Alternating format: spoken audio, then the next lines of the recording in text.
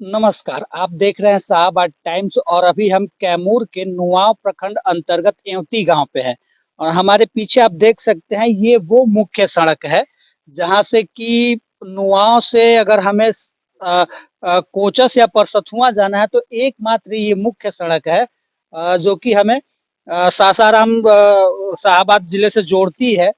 ये एकमात्र सड़क है। अगर हमें फिर इस सड़क को छोड़ के जाना होगा तो लगभग इस यहाँ के ग्रामीणों को 60-70 किलोमीटर की एक्स्ट्रा दूरी को तय करके फिर हमको जाना पड़ता है। इसका मुख्य कारण क्या है और ये सड़क पूरी तरह से झील में तब्दील कैसे हुई है, इसके बारे में हम थोड़ा सा यहाँ के हमारे मुखिया जी हैं रणजीत सिंह जी, हम इनसे थोड़ा सी जानकारी लें कि ये स्थिति क्यों है। यहाँ रोड के किनारे बस्ती है। पंचायत बड़ा है। एक ही गांव का एक पंचायत है। सारा पंचायत के गांव एक ही जगह है। पानी का निकास कहीं नहीं है। एक रास्ता बनता है जो कि रोड के किनारे किनारे और नदी तक जाकर इस पानी को गिराया जा सकता है, लेकिन यह अभी तक काम नहीं हुआ। जो कि पंचायत समिति में यह मुद्दा हमारी माताजी मुखिया थी 2006 में, तब से यह पंचायत समिति में यह मुद्दा रहा और आज तक है। कुछ दिन पहले, 2 महीना पहले, 4 महीना पहले डीएम साहब का नुआव प्रखंड में जनता दरबार लगा था। उसमें भी इस मुद्दे को हमने उठाया, लिखित रूप से दिया अपने लेटर पैड पे, लेकिन डीएम साहब द्वारा टाल मटोल कर दिया गया। सीओ और बीडीओ को बुलाकर बोल दिया गया कि देख लीजिए, अपने स्तर से जो करना है इसको कर दीजिए। तो कहीं न कहीं ये कह सकते हैं कि इस मुद्दे पे या फिर हम आपको एक चीज़ और बता दें कि इस सड़क से लगभग इस प्रखंड के 40 से 50 गाँव प्रभावित होते हैं और जैसा कि मुखिया जी ने बताया कि डीएम कैमूर जिलाधिकारी को भी इसकी सूचना दी गई है, लिखित सूचना दी गई है जनता दरबार में, लेकिन उनके द्वारा भी इस समस्या पे टाल-मटोल किया जा रहा है। तो खैर आप सोच सकते हैं कि प्रशासन विकास को लेकर कितनी संवेदनशील है और किस स्तर से विकास चाहती है। कुछ ग्रामीण हैं यहाँ पे, हम उनसे पूछें कि किस तरह की समस्या है। अभी तो मान लीजिए फिलहाल ठीक है रास्ता, एक तरह से कहें तो बरसात में क्या स्थिति होती होगी? यहाँ जल जमा हो जाता है। कितना लंबा हो जाता है? पूरा यहाँ से वहाँ तक हो जाता है, 1-1.5 किलोमीटर में हो मतलब जाता है। 1 डेढ़ किलोमीटर में रास्ता पूरी तरह से ठप हो जाता है बरसात में। हाँ, हो जाता है। इसके लिए आप लोग अपने जनप्रतिनिधि जैसे वो विधायक हुए, सांसद हुए, इन लोगों से भी कहा गया है? सबसे आग्रह किया गया है। सबसे चुनाव में भी ये मुद्दा आता होगा कि नहीं हम सड़क बनाएँगे या हाँ, करेंगे? हाँ, सभी लोग से, सभी नेता लोग से, विधायक, सांसद, सबसे बोला गया है। तो उनके द्वारा क्या आश्वासन मिला? मिला है कि नहीं बन जाएगा। बन जाएगा लेकिन कब बनेगा ये कोई नहीं बताता इसका है। कोई गारंटी नहीं।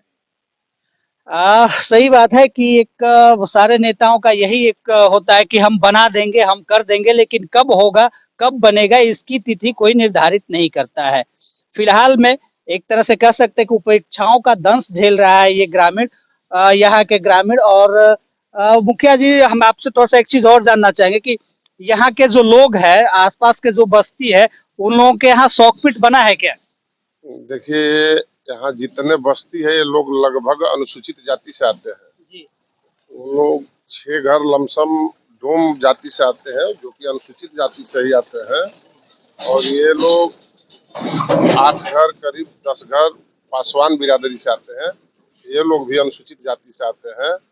और इन लोगों के घर के सामने, लगभग सबके घर के सामने एक एक शोकपीट बनाया गया है। लेकिन सवाल है कि शोकपीट से ये समस्या समाधान होने वाला नहीं है। हर घर नल का जल जो चल रहा है, सबके घर में समरसेबल है, तो उतना छोटा शोकपीट से ये समस्या सॉल्व होने वाला नहीं है। और रहा सवाल कि ये हमारा जो गांव है, ये 1.5 से 2 किलोमीटर लंबा रोड के किनारे बसा हुआ है और सारा पानी गांव का रोड पे आके गिरता है। जो गांव का जल छाजन का जमीन है, सारा जमीन अतिक्रमण हो चुका है। सारे गड्ढे भर चुके हैं, इसलिए पानी जाने का कहीं रास्ता नहीं बचता है। तो एक सिर्फ मात्र वही रास्ता है कि रोड के किनारे अगर सरकार चाहे तो इस रोड के किनारे किनारे 2 किलोमीटर लंबी नाली का निर्माण किया जाए। और एक और साइड से रोड है, गांव के बीच रास्ते से गुजरता है।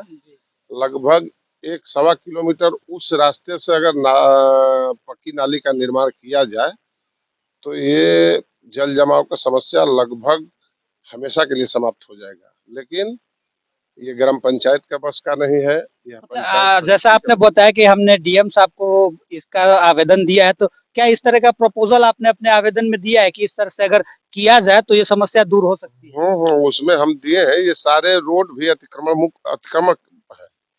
अतिक्रमण जब तक हटेगा नहीं तब तक सरकार भी चाहकर कहाँ से अपना पैसा खर्च कर पाएगी। जैसे देखिए ये 4 घर डोम है, इन लोगों को बहुत पहले से ही रोड में ही बस गए हैं और यहीं पे कॉलोनी वोलोनी बन चुका है। इधर ये लोग हैं तो इधर अपने घर के साइड में ये लोग मिट्टी भर दिए हैं, तो पानी निकास के लिए रास्ता कहीं नहीं। और यही नहीं, पूरे 2 किलोमीटर तक की स्थिति यही है। जितना रोड है गांव में सारा रोड लगभग अतिक्रमण हो चुका है। सिर्फ बचा है उतना ही कि जो पक्की पीसीसी ढलाई है, सिर्फ ढलाई भर बचा है। देख सकते हैं आप कि ढलाई छोड़कर और एक बित्ता भी जमीन नहीं बचा है ताकि आप इस पे कोई चीज किसी चीज का निर्माण कर सके। और पंचायत में उतना बड़ा फंड नहीं होता है जिससे कि इतना बड़ा नाली का निर्माण किया जा सके। इसमें करोड़ों रुपया का खर्च आएगा और पंचायत समिति और पंचायत में करोड़ों का फंडिंग नहीं होता है।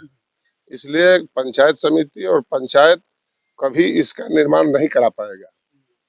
कराएगा पार्ट वाइज में कराएगा, लेकिन संभव नहीं है। तो जाहिर-सी बात है कि अगर पंचायत समिति से इस सड़क का निर्माण करवाना या फिर इस समस्या को दूर करवाना संभव नहीं है, जैसा कि मुखिया जी ने कहा, और इस पे अगर जब तक